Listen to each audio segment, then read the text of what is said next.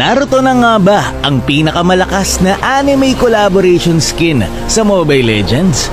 Sa videong ito, ilalaban natin ang Team Naruto sa iba pang mga anime team sa Mobile Legends. Pero bagong lahat, alamin muna natin kung magkano ang mga gastos mo kapag kinuha mo ang lahat ng skin na ito. So maraming paraan para makatipid dito, pwede mong unti-untiin yung draw kada araw para may discount. Pero kapag gusto mong makuha agad yung skin, ganito ang mga gamit mong dayas. So yan, nag-draw na nga tayo. Fast forward na natin para mabilis. At ayun nga, naka 12 draws ako para makuha itong favorite skin ko sa Naruto, itong kay Kakashi. Umabot ng 5,455 diamonds ang nagamit ko. So ito na nga, ituloy-tuloy na natin para makuha natin ang lahat ng skin. Yan, nakuha na natin si Naruto. And then isunod natin si Sasuke. And last ay etong si Sakura. So ang diamonds na nagamit ko ay 20,655. Pero guys, ang maganda dito kung sakaling kapusin yung dayas nyo, meron namang mga murang lucky box skin dito. Para naman makuha ang free skin ni Gaara, kailangan mo lang mag-participate sa tatlong event na ito: Daily Training, Ultimate Challenge at Specialized Training. Sa Daily Training, maglalaro ka lang, makipaglaro sa kakampi mo, pero pwede mo rin pabilisin yung mga task kapag ikaw ay nagdodraw. Sa Ultimate Challenge naman, pwede mong gawin from Friday to Sunday. May mga task lang din dyan, kagaya ng i-take down yung Madara Lord at marami pang iba. At syempre yung Specialized Training, kung saan pwede kang maglaro ng mga games kagaya ng Spot the Difference. Makakatulong sa'yo para maka-earn ng points. At kapag nakaipon ka ng 1,800 training points, makukuha mo na ng libre ang skin ni Gaara. Paalala lang, ang content na ito ay for entertainment lang. Sa totoong game, depende pa rin talaga yan sa gumagamit. Umpisa natin sa Team Naruto at Team Hunter x Hunter. So yan, kumuha na nga tayo ng malalakas na players. At best of 5 ang bawat sagupaan. Kaya naman paunahan makatatlo para manalo. Ito na nga po, nag-umpisa na ang laban. Si Kakashi sumugad agad at stun galing dito kay Sasuke. Sinundan agad ni Naruto with the transformation. Pero si Kurapika, tinayuan lang ang kalaban at na-takedown niya si Naruto. It is 1 versus 2. Kakashi going in and out. Follow up galing kay Sakura at na-secure ni Kakashi ang unang panalo. Round 2. Hisoka na ultihan ni Hayabusa, going low agad. Si Killua tamang sayo lang sa gilid. Ang problema, ang daming crowd control. Binuhat pa ni Sakura etong si Gon. 2 versus 4 pa ang laban. Kakashi going in. Sasuke tamang pana lang sa Gedli. And Naruto taking down Hisoka. 2-0 na po ang laban. Ito na tayo sa round 3. Si Sasuke dito ay nahuli ni Hisoka. Si Gon inultihan etong si Naruto pero may Winter Crown pa. Kurapika na takedown si Naruto. Samantalang si Gon naman dito ay humaharap sa tatlo. Sakura binalibag na dito si Kurapika. At etong si Sasuke naman, ang gustong takedown ay si Hisoka sa bandang likod. Kaya naman ang nanalo ay ang Naruto. Ang sunod na ilalaban natin sa kanila ay Attack on Titan. Dahil tatlo lang yung AOT, tatlo lang din yung Naruto heroes na papalaruin natin. Kakashi going in na naman, sinalo ni Eren ang ultimate niya. Naruto nag-transform na. Si Mikasa ay tamang lipad lang. Ang problema, merong Winter Crown etong si Kakashi. Eren taking down Sasuke pero ipapaghiganti naman siya ni Naruto. Kaya pa kaya ni Mikasa na ma-takedown ang dalawa? Tamang heal lang sila.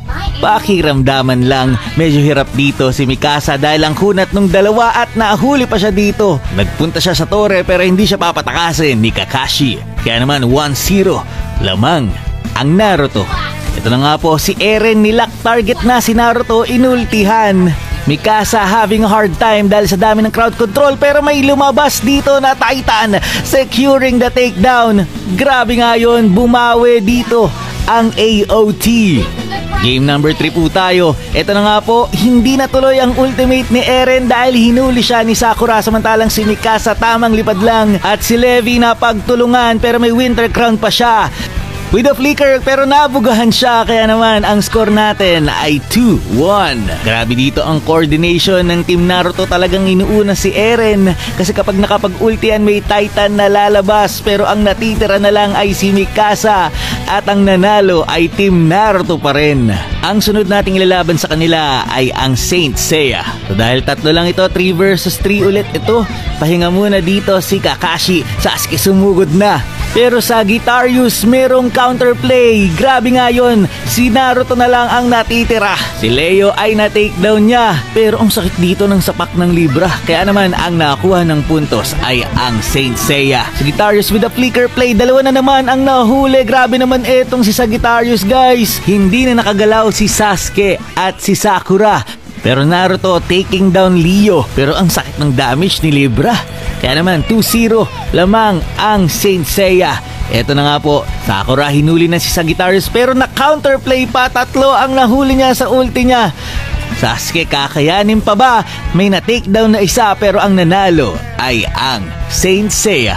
At ang last nakakalabanin ng Naruto ay ang Jujutsu Kaisen. Dahil wala si Xavier sa Creation Camp, hindi makakalaro si Gojo, 3v3 lang ang laban. Kakashi sumugod na with the ultimate pero nagdikit-dikit lang ang Jujutsu Kaisen. Yuji inultihan etong si Naruto at grabe nga po yung damage dito ni Nobara. Si Naruto na lang ang natitira at mukhang nanalo siya dito kay Yuji. Kakayanin pa kaya niya ang dalawa na Jujutsu Kaisen knowing na nandito pa si Megumi. At mukhang hinayaan ni Nobarang mag 1v1 ang dalawa pero mukhang sasali na rin siya at Naruto going low at makukuha ng JJK ang unang puntos. Kakashi, tamang laylaw lang din muna. Pakiramdaman ang dalawa. Medyo hirap sila dito kay Nobara. Sasuke, pupok lang sana pero nahuli siya dito ni Megumi. Sinuporta naman siya dito ni Naruto. Pares na nag-vengeance ang dalawa. Nobara taking down Naruto. Suko na lumabas sa domain expansion at double kill para sa kanya. Round number 3. Kakashi dito nakapitan si Nobara at mukhang low health na siya. Si Naruto dito rumaragasa at na-takedown si Nobara. It is 2 versus 3. Mukhang sila naman ngayon ang nakakalamang. Tamang in-out lang sila dito para hindi matuloy ang ultimate ni Yuji. Samantalang si Megumi pumapalag pa. Ang puntos ay nakuha ng Team Naruto. Last round na po tayo.